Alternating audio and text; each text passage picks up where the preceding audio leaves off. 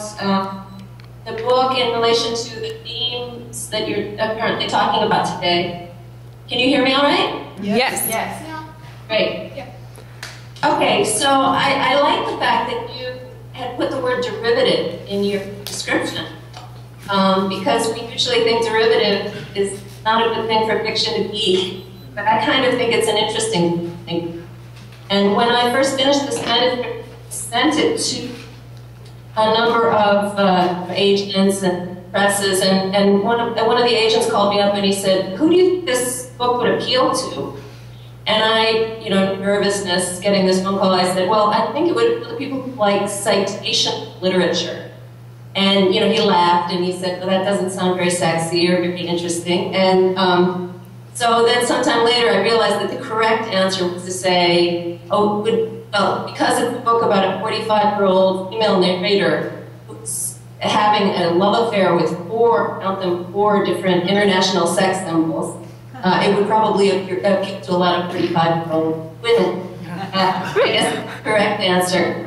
But the truth is, it's full of citation and derivative in the sense of really playing with other kinds of texts. And so the narrator, who is a woman, the narrator talks about some of the texts and films that she comes into contact with, and then those texts tend to kind of emerge in the telling of her own story. So I just wanted to say that the book is coming out in February, but there's an excerpt out in the current issue of Bomb magazine, and the issue has a section.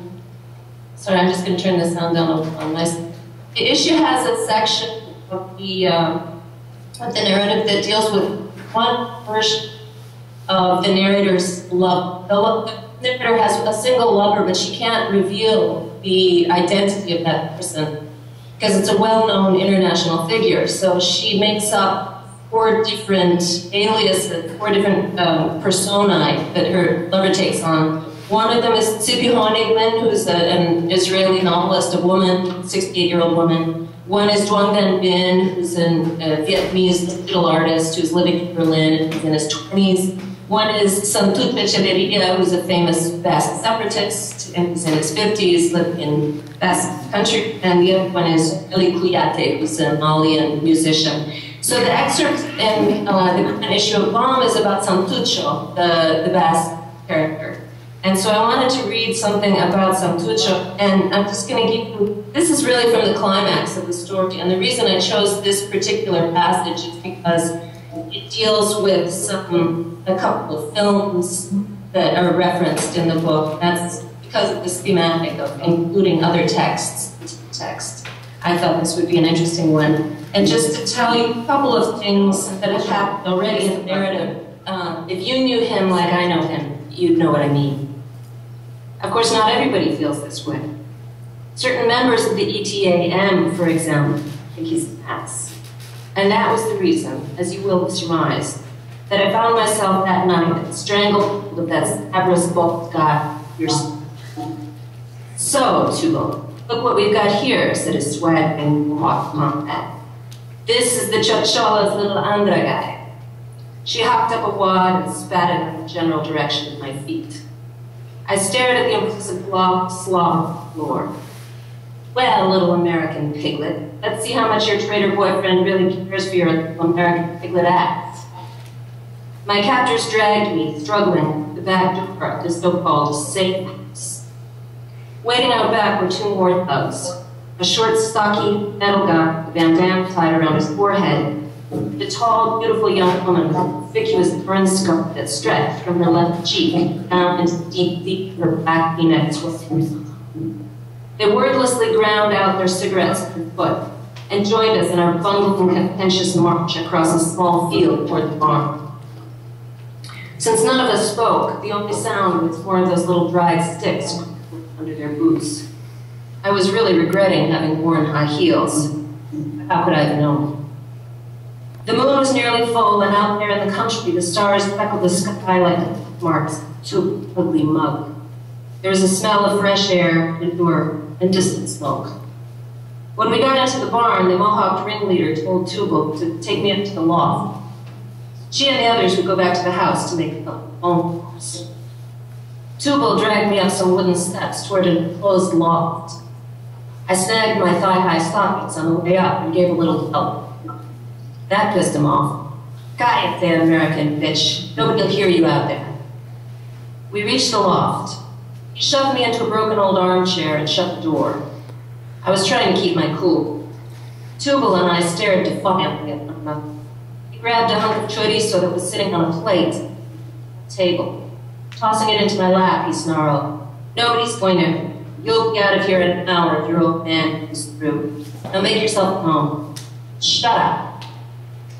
I was gnawing on my hunk of chorizo when a few minutes later, I heard the rustling noise of phone from the front of the barn. Tubal opened the shuttered window of the loft and looked down. Apparently, he saw two men looking around the entries in the barn. "Hey," Tubal shouted in irritation. "What are you doing there?" That wasn't a very bright question, but to tell the truth, Tubal didn't give you the impression of being the brightest bulb. I was later to learn that the men rustling around in front of the barn were a couple of garçons, hired henchmen. They weren't cops. Garçon clearly didn't let it get up that he was protecting the Aran Belsen's work. And I have a feeling they were the kind of men who would have played any piece with the right device. Still, I'm very glad they ended up on mine. "Hey," Tubal shouted. He rigged the door to the loft shut with a length rope and headed to the stairs to confront the intruders. I struggled with the rope on the door and managed to pry it open a couple of inches so I could see what was happening below. Tubal was lumbering toward the two men like a zombie. I screamed. Tubal looked over his shoulder irritatedly. "She's up in the loft," one of them said. "No way you're getting up there," Tubal shouted threateningly. "Well," said the other guy, "better to have lost and lost than never to have lost at all." That's when the started. Tubal was chasing the guys around in circles. Hay was flying. Chickens started squawking. Two horses watched the action with expressions of boredom. A cow bellowed.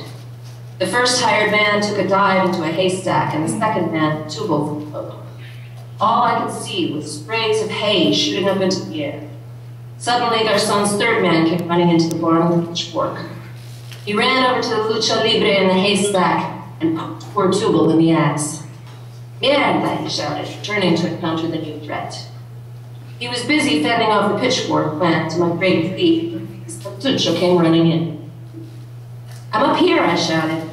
Santucho looked up at me with, I swear to you, pure compassion and affection in his eyes. He ran over to Tubal and socked him in the neck. Tubal fell down and Santucho came running up to the loft. He'd finished untying the rope from the door. We had a quick break. Suddenly, the other three monks came running to the barn. Now it was going to get really hot. Santucho yelled from the loft. All eyes looked up to him. The Mohawked ringleader had her hand pistol in the waistband of her jeans. "Okay," she said threateningly. "Which one of you is Arano Belz?" Her voice dripped with her irony. She pronounced Santucho's once proud long hair. The fire of righteousness burned in his eyes. She thrust forward. Santucho intoned, "I am the Arano Belza." There was a pause. And then Garçon's first hireman, the goofball, the grease paint mustache, a swallow-tailed comb, a cigar, forward saying, "I am the Arano Belza." And then the kooky Italian worker cat stepped forward saying, "I am the Arano Belza." And then the guy with the pitchfork, and angelic blonde ponies, and honked a bicycle horn. Because this would really make us famous. This was the last scene of Monkey Business. Monkey Business. When the shock had settled on us all, Santucho took a headlong dive from the loft into the fray. He landed directly on top of the roof. Garçon's men joined in, and once again the hay was flying. The beautiful woman with the burn scar rose from the chair. Balloon with a horn bonked her over the head. Out. The thug with the bandana revived briefly, only to get bonked himself. Santucho was having a genuine fisticuffs with Tubal, and the pistachio mercenaries started to change, started clunking on how this were a boxing match. Now they're in the corner of the ring, and the crowd roars. And the crowd That's when Garcon himself would charge you unrestored music.